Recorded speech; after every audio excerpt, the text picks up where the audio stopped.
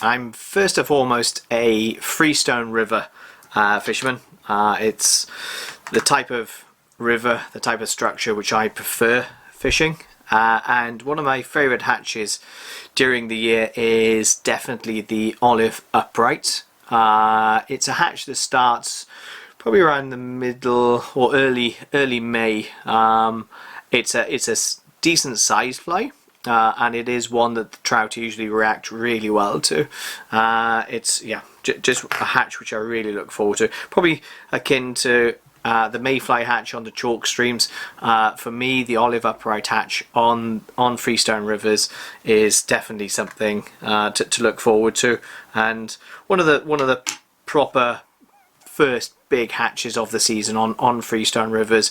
Certainly if you don't have a good amount of March brown or brook duns and so forth. Actually, brook duns and olive uprights tend to appear very much around the same sort of period, if not, sometimes brook duns then olive uprights, but certainly around the same time. This is my favourite pattern for the olive uprights. This is the dun stage. You will see in my other videos a loop wing emerger, which is a great little pattern for the emerging stage, and also my videos you will see a spinner pattern, which then represents the spinner stage of the olive upright. So you have 3 stages covered there. Hook size, I'm actually using a size 14. This is a Partridge SLD. You can use an SLD2 as well if you wanted to. I find the SLDs to be very strong anyway, so I stick with the SLDs. So I've got a 14. You can make them smaller. Pretty much the same fly will represent blue-winged olives and so forth in the smaller sizes as well. So from this down, 16s, 18s will represent quite a few different hatches. Using a 14-0 Vivus thread in Primrose. It's going to catch that in the thorax section,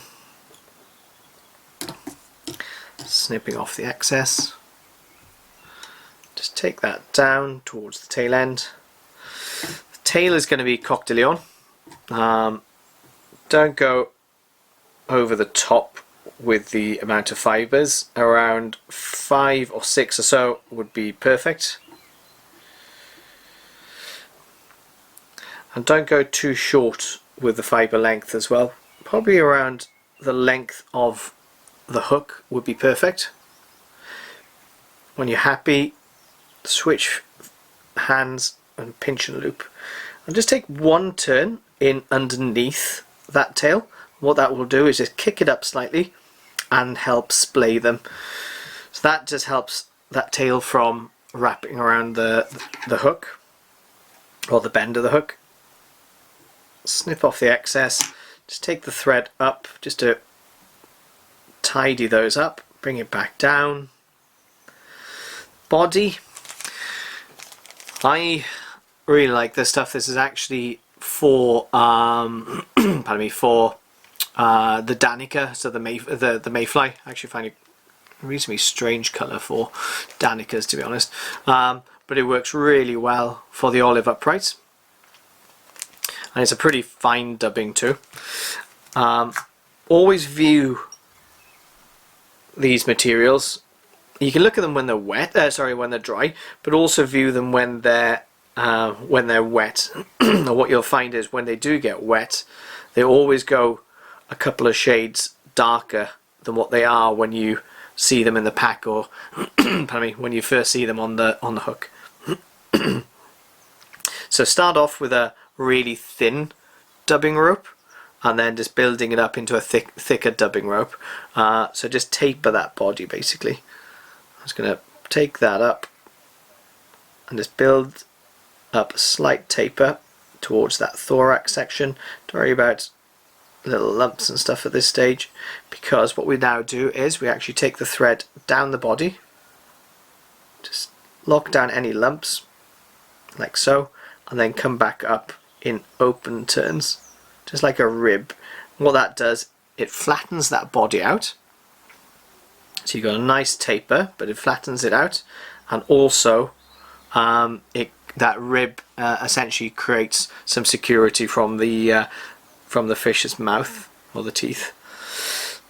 Wing, so actually before we go to the wing, the hackle is going to be a Cree. It's not a great Cree, in fairness, it's a bit dark, but you know, ginger or Cree, either of those would be absolutely spot on.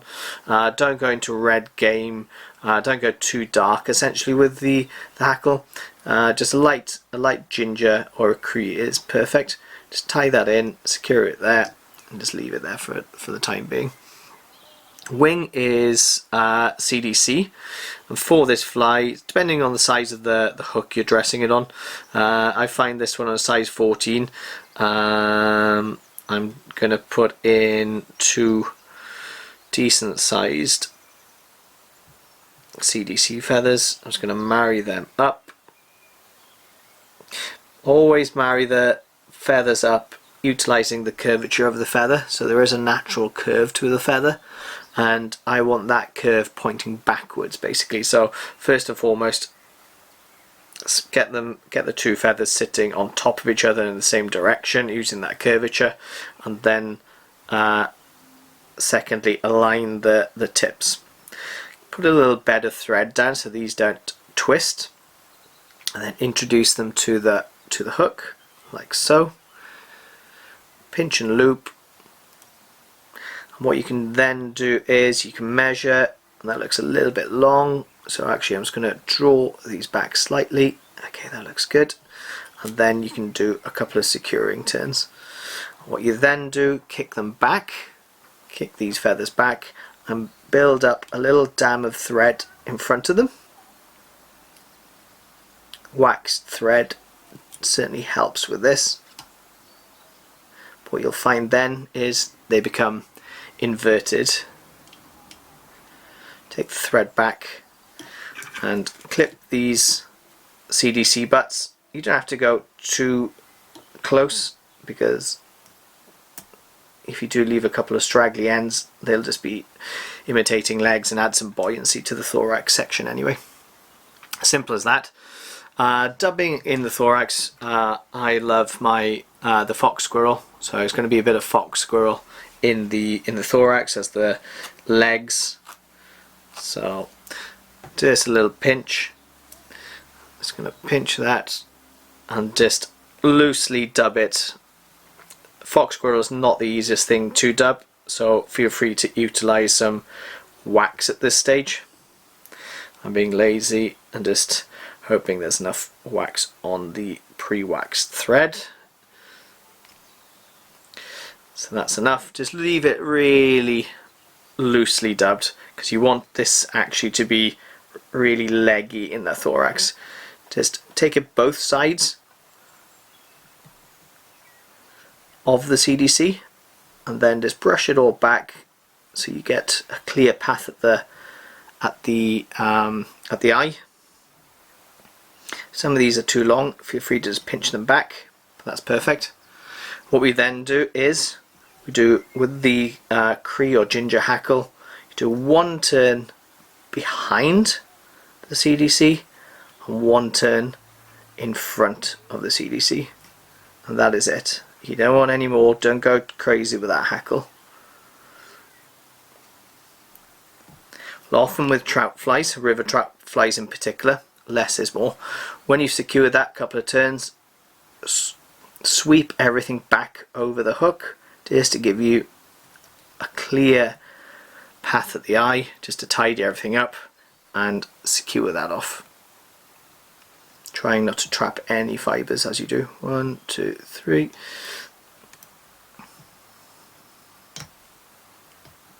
And draw that in. Clip the hackle off. Keep it for the next fly. See that really leggy thorax between the Cree and that fox squirrel, gives you a really leggy profile or thorax. And that's all we do then is I like to cut the base fibers just to get the fly sitting. Don't cut them too close to the body, that gets them sitting nicely in the surface film. And that's the fly finished. Great, just a great pattern for the olive uprights. Really, you can see how it's clipped underneath there now. Really great pattern. Give it a go, and I hope it brings you luck. Tight lines.